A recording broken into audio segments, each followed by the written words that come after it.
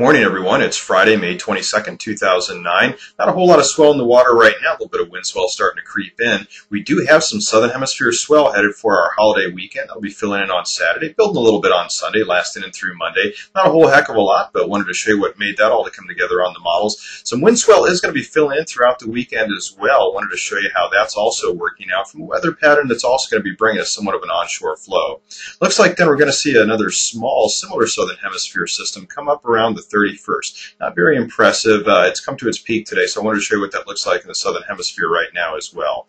Besides that, looks like we might then see rays of hope for probably around June 2nd, maybe June 4th for some southern hemisphere swell, but right now it's not looking to be all that great. Look to start out the June season with kind of a smallish southern hemisphere swell type pattern. But wanted to show you everything that's happening. This is what's going on with the models right now. Starting out taking a look at the weather models, we can see the weather pattern is also going to be influencing the wind swell coming our way this weekend as well. Right now there's just weak high pressure in the upper atmosphere in the eastern Pacific, persistent low pressure in the upper atmosphere, and a lot of troughing pushing down over Southern California. As we spin the models forward in time, we can see what would be happening.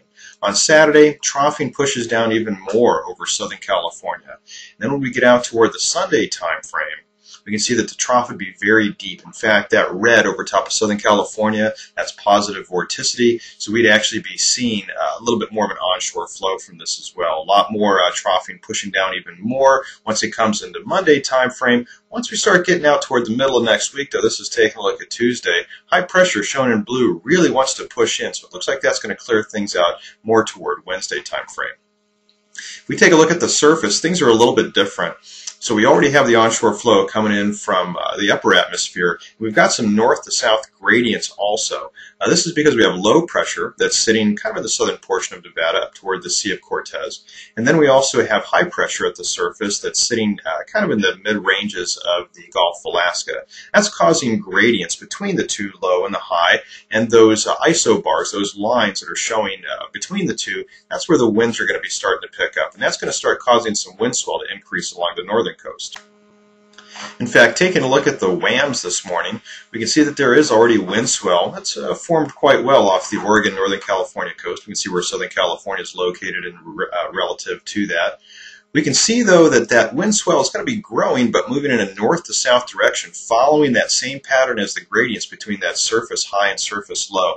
That wind swell is going to have a real tough time to fill into Southern California as it moves into that north to south direction. But still, we should be seeing some of that fill in throughout the weekend, and probably once again with the heaviest onshore flow coming in Sunday. That'll also be the time when we see the tightest gradients and the most wind swell also come in.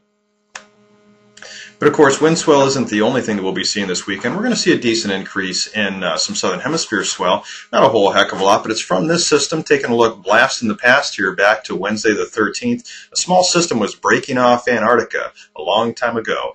And then as we watched this system start to grow, it not only broke off Antarctica, but it grew into a fairly nice size fetch. It had about 30-foot seas to it, nice moderate size. It was at about 25, 30-foot seas actually when it did come to its peak. So that's throwing swell our way. This is a look at the models on the 15th, and of course that swell took over a week to finally reach our shores. We'll be seeing that fill in Saturday, come to its peak on Sunday, and still linger around on Monday.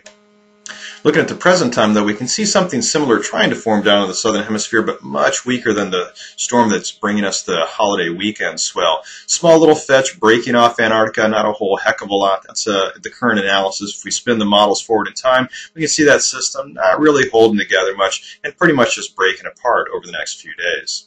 If we take a look, though, out on the long range, there's something that does hold some ray of hope. A couple systems, this is the 72-hour model, showing something that could possibly bring us something around the 2nd, something else around the 4th. Those two systems, though, very far to the south, very long distance from us, nearly 6,000 nautical miles, and also not moving on a very ideal trajectory, mostly to the east. We have to see how those, though, develop over the next few days.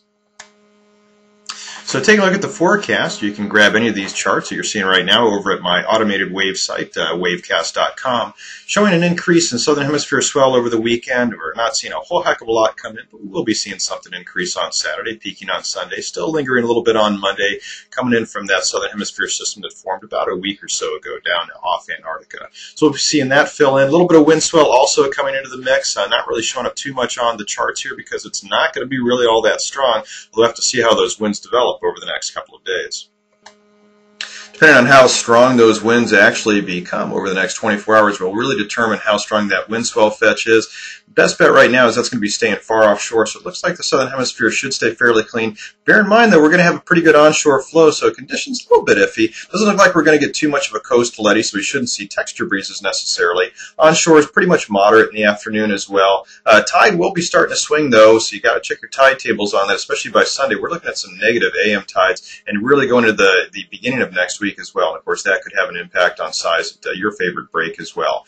A little bit of something coming up possibly around the 31st. Wouldn't be holding my breath on this one, though. It looks like probably about knee to waist high by the looks of that storm that's starting to break off Antarctica today. A little bit of something possibly for the 2nd and 4th. Got to see how those two other southern hemisphere systems really react over the next few days. But I'll have details shortly. And if you want to always check out the latest ETAs on the swell, wind, weather, tide, and more, just check out my SoCal Surf Report at wetsand.com.